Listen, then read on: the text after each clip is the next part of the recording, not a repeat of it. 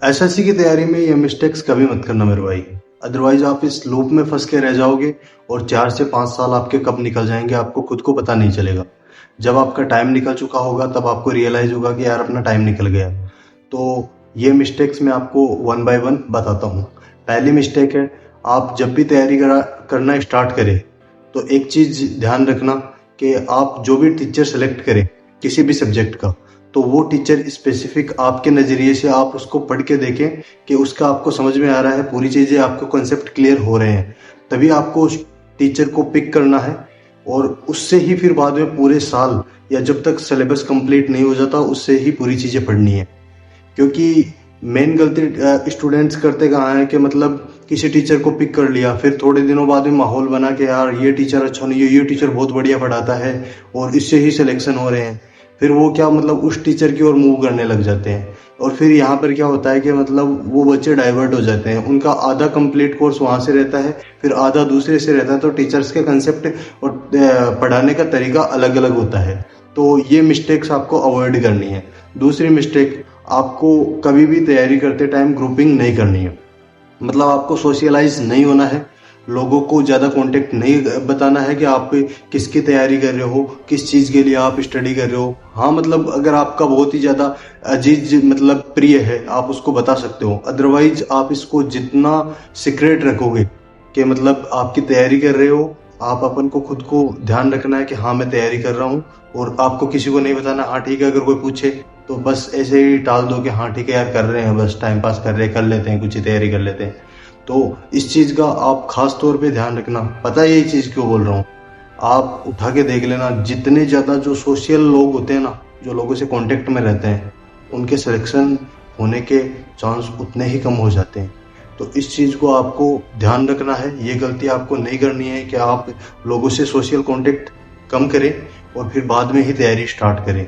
इससे होगा क्या कि जब भी आप तैयारी कर रहे हो ना, तो आपको मतलब वो भ्रमित करने वाले कि यार तेरा तो हो जाएगा, फिर उससे क्या मतलब थोड़ा सा अहम भाव, थोड़ा सा इगोइस्ट मतलब भाव अपने अंदर आ जाता है। इस चीज को अपन को अवॉइड करना है।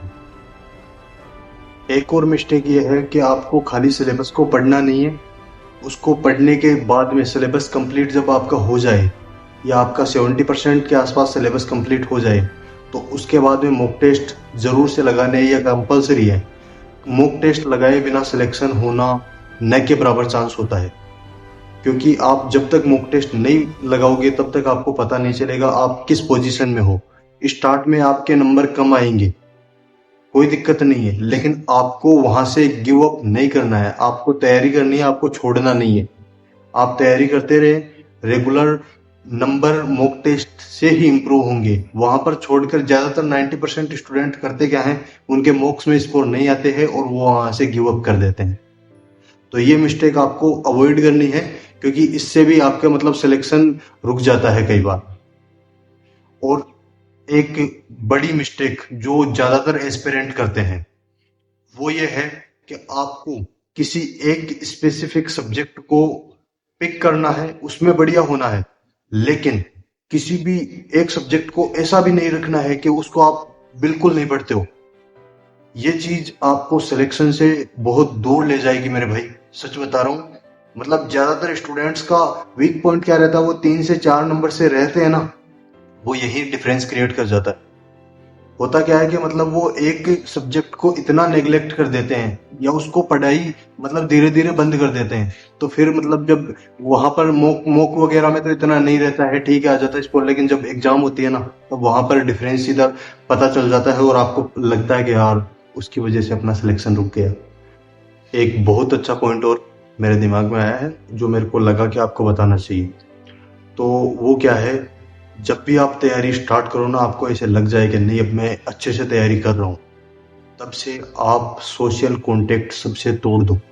चाहे वो आपका दोस्त हो, चाहे आपके घर वाले हो, चाहे आपके रिश्तेदार हो, चाहे कोई भी हो, चाहे आपकी गर्लफ्रेंड हो, चाहे आपका बॉयफ्रेंड हो, सभी से रिश्ता तोड़ दो। कुछ टाइम के लिए, 6 से 7 महीने के लिए सबसे दूर हो जाओ। आप लोगों को पता नहीं होना चाहिए आप एग्जिस्ट भी करते हो, सच बता रहा हूँ। और उसके बाद में जो स्टडी होगी ना, आप खुद देखोगे कि नहीं यार मजा आ रहा है।